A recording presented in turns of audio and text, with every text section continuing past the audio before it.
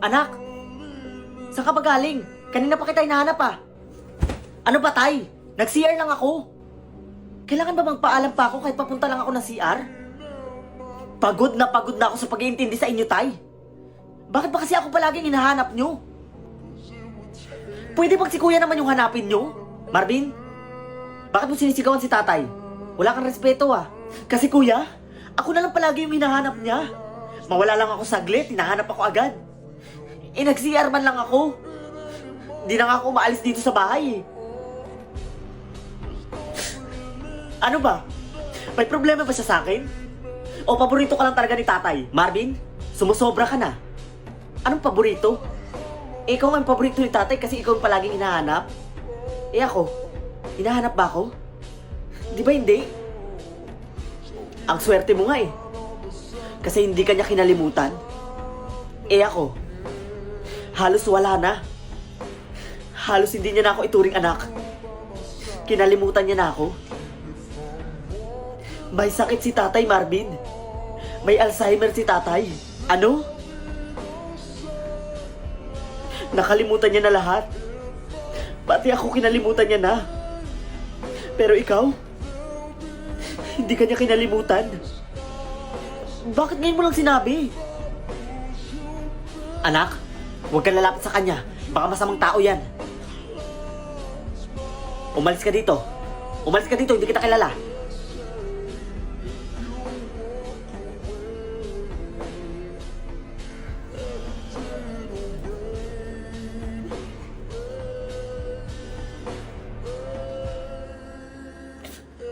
Tay. Sorry, Tay. Tay. Patawarin niyo po ako sa mga masasakit na nasabi ko. Hindi ko po sinasadya.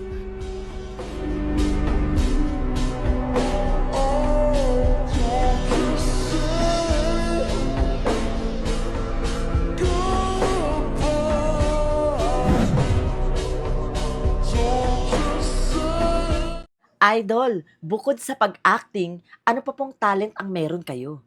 Oh my God, guys. Oo nga pala, hindi ko pa pala na-share sa inyo.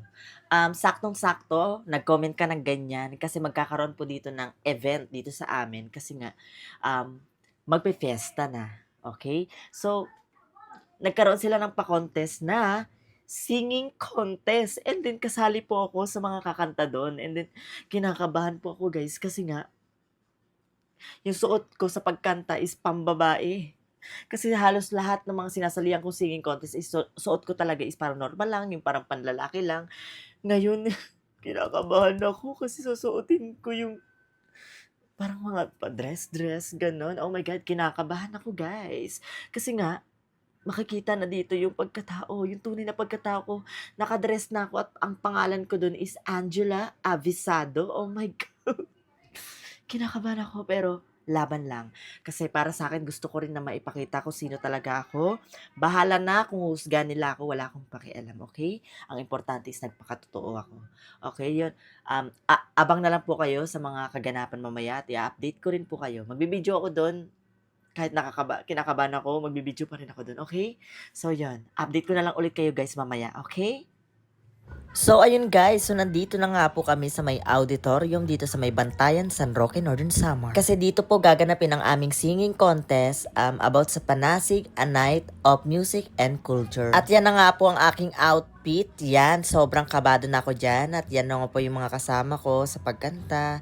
At grabe po yung kaba ko dyan. Grabe, para akong madidismayo. Ay, may himatay pala. At ito na nga po pala, nagsimula na ang kantan. At yan na nga po pala yung video ko nung kumanta ako. Grabe, sobrang kabado ako dyan pero laban.